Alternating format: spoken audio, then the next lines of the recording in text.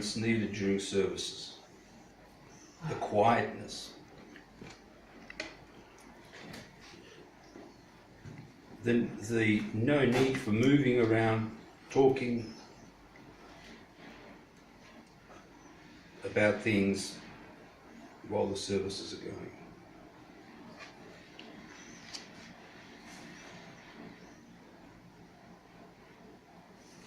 And to be especially concentrated without any distraction during the canon of the consecration of the gifts, which is the one where we say, let us stand well, let us stand with fear. That was uttered by an angel. So those words were not words invented by men, but came from the lips of an angel. He spoke very strongly, which actually made me exceptionally happy, about the need to supplement whichever book learning we may have by adherence to the traditions that have been passed down to us. Not changing, modernizing, and making different that which has been given to us by the saints, which you know does occur in many places which call themselves Orthodox temples. And you know, no matter what you do, you can't beat the tradition that has been given to us.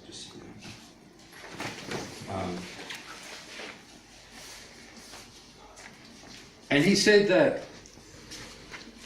true Orthodox life does not run smoothly.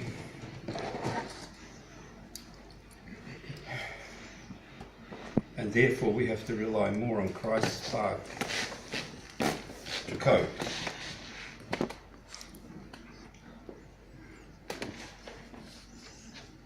He doesn't want priests to interfere with priests during services, because that always leaves an unpleasant atmosphere when serving.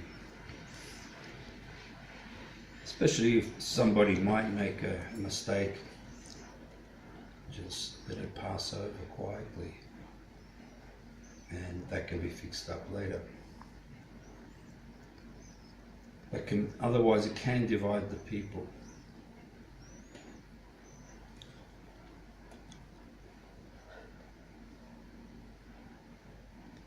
He made the distinction between what we understand as true Orthodox Christianity and bourgeois Orthodoxy. We see a lot of bourgeois Orthodoxy.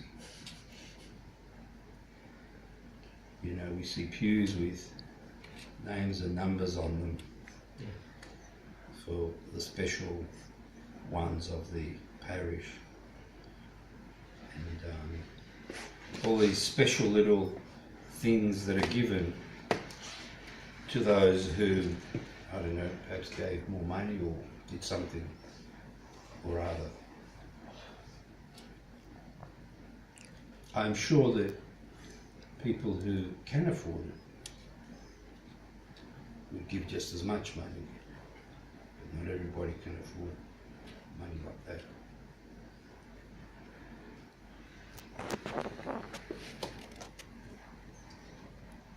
He told us to understand that the Holy Spirit is not prevented by the sinfulness of the priest during the services. For 2,000 years we've been taught what we like to call standing and turning. So where to stand, where to turn. This is particularly relevant to clergy. And that too needs to be preserved according to the tradition.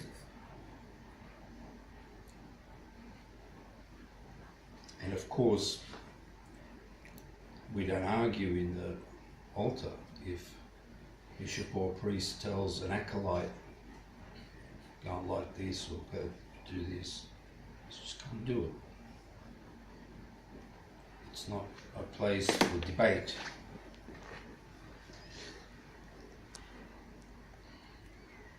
One interesting thing he said was that it's impossible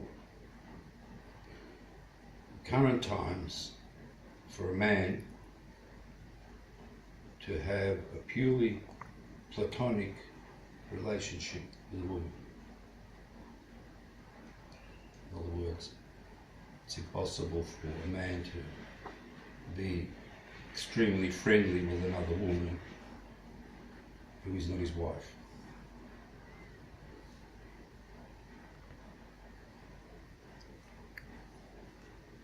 Church atmosphere is very important. And again, it's a shame that too many of our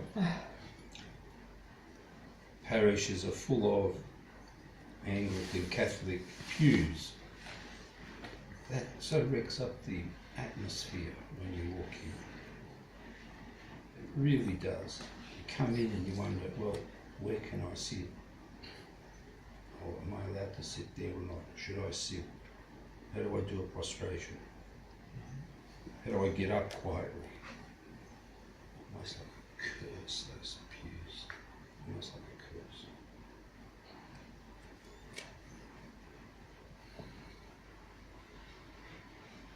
Also, the behaviour of the priest when they're not serving is also important, because it must be in agreement with the way they serve as well. They can't wear two different masks.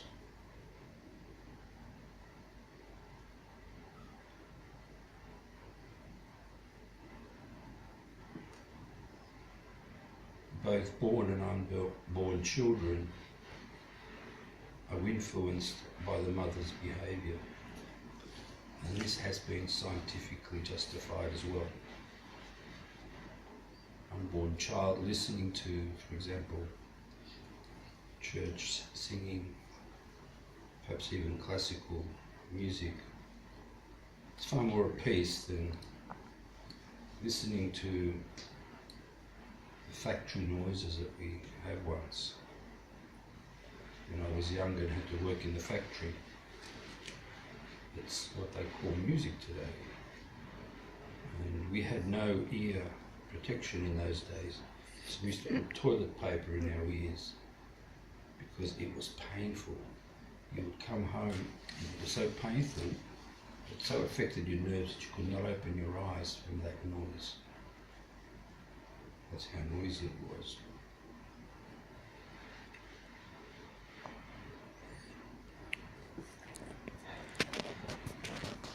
Most people do not understand the future of the church and the importance of missionary work. And if we go on pilgrimages, to be exceptionally reverent. Some of you know that when we visited certain places like Mount Athos, you go to the service will finish, you walk out of the monastery gates and you see a seat with 20 men on them smoking away like anything on Mount Athos.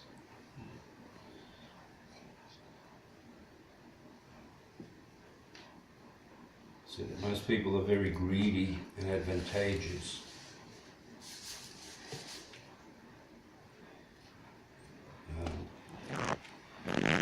Giving only grudgingly, if anything, in financial support or in other ways, whichever way they can. Explain the need for choir practice, to learn Byzantine chant, Russian chant. There's good software even available to teach us that.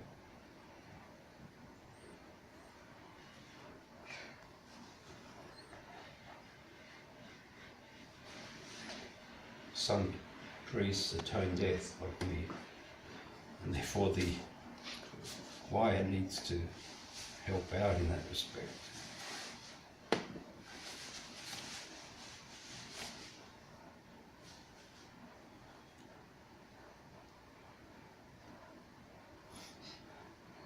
do have to know about world developments, political state, but the true political state, not the one that's given to us by the mercenaries of the servants of Antichrist. You have to dig deeper and find out the political state from those who are essentially not accepted as being politically correct. And I know that the teachers here have exactly the same problem with teaching of things like science and geography and history. Half the science books are wrong, blatantly wrong, deceptively wrong, deliberately deceptively wrong. People come out after 12 years of schooling with a worldview which is prepared them for the acceptance of Antichrist. That's basically the aim of the education system in most Western countries.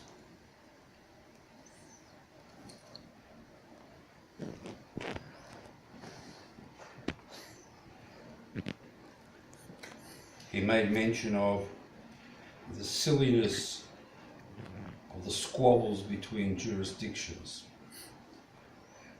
Priests from one jurisdiction to another not talking to each other.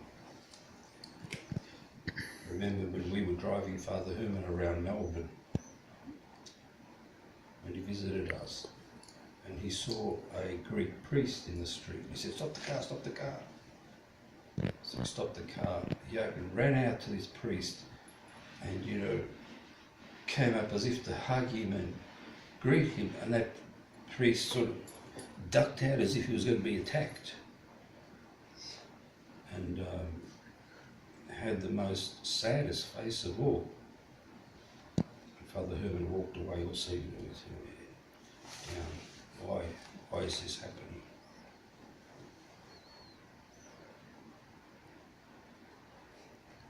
Another word for bourgeois orthodoxy is angelic blindness. Talked about the priest sacrificing.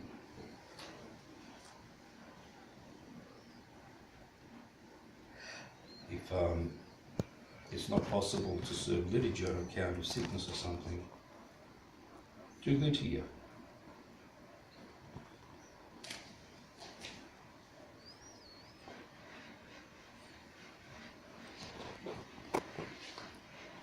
And most important is the correct, or as correct as possible, use of the translations of the services into English. Remembering that about 80% of the services are the Psalter, or verses from the Psalter. So that's where you start. You have to have an Orthodox Psalter. And from there, you can put together quite a few of the services. If that Psalter's wrong, then the whole thing is wrong. Because in Orthodoxy, if you have 10 points, and 9 of them are right and 1 is wrong, everything is wrong. That's the way it is. The logic, the so-called logic of the church is 1 thing wrong out of 10 means it's all wrong. It's all wrong.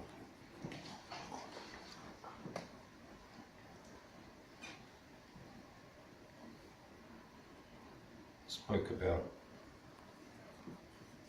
having an understanding of what these Muslims are all about. And I would like somebody to perhaps do a 2-column thing. 1 column explaining what the Muslims believe. For example, what does it mean to a Muslim to be saved? What is the Muslim heaven? Who is the Muslim God? Has anyone ever seen him? How does he communicate? Does he have a name? Or what? And then the same thing with the Orthodox one.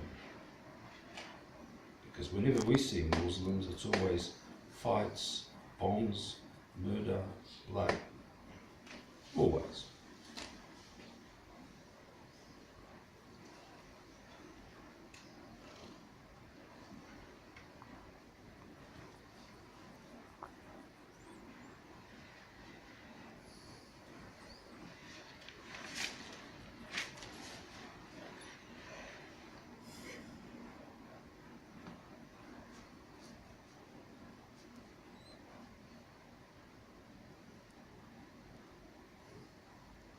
St. John Damascus wrote quite a bit against the Muslim faith. We also need to have at least 3 texts up our sleeve which we can recommend to anybody who wants to find out more about the truth of Orthodoxy. And he said that something that Father Herman used to always say, that to worldly people, the Orthodox are crazy. Father always tell us that. We're crazy.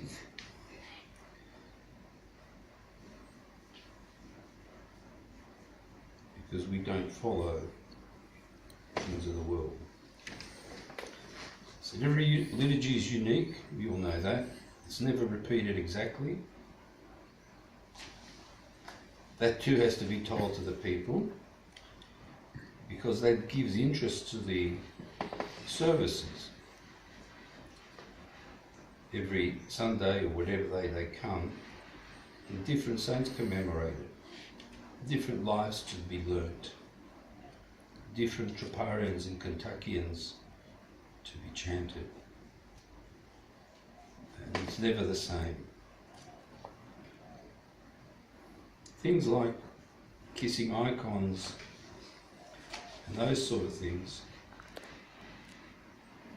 if you're talking to a non-Orthodox, leave those sort of things to last. After they've already understood Orthodoxy better.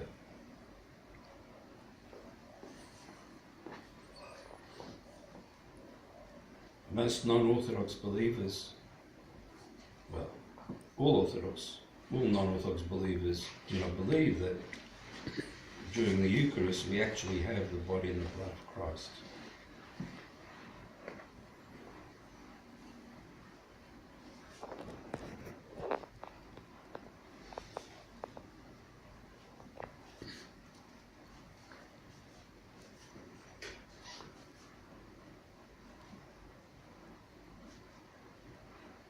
Talked about the idea that you don't worry about how many people come to the service, whether it be a big parish, whether it be a small chapel like this or even smaller. All you need is one more person to do liturgy, and that's enough. Everything that is needed is performed in that.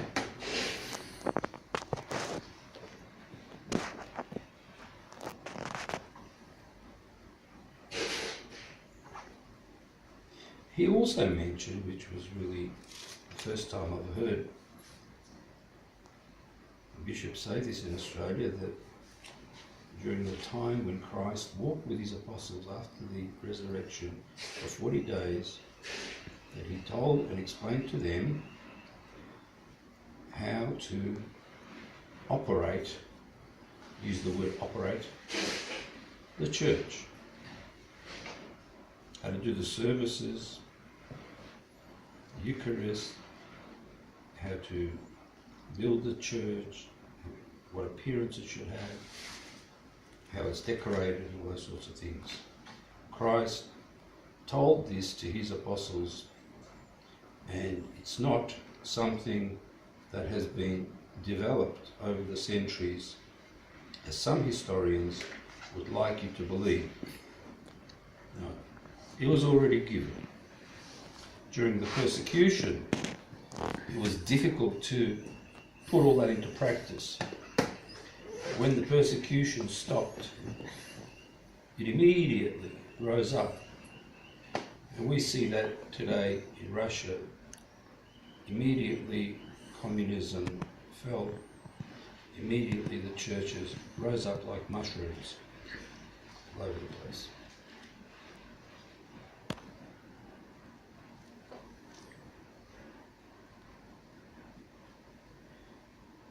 He consolidated the fact that each priest at confessions should say to the confessor before they leave, do you have anything against anyone? And then decide what is the next step.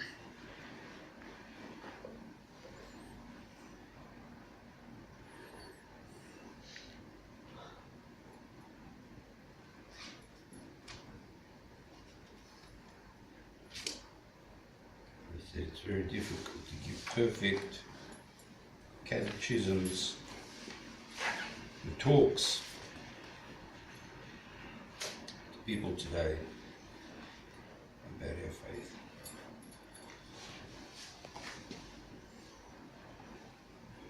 So there you go. That's the type of bishop that our eminence seems to have become. It's a good thing, and may God bless him to go stronger into that area. I think he's had some near-death experiences, because he's had at least one heart operation, maybe more, and he's taken the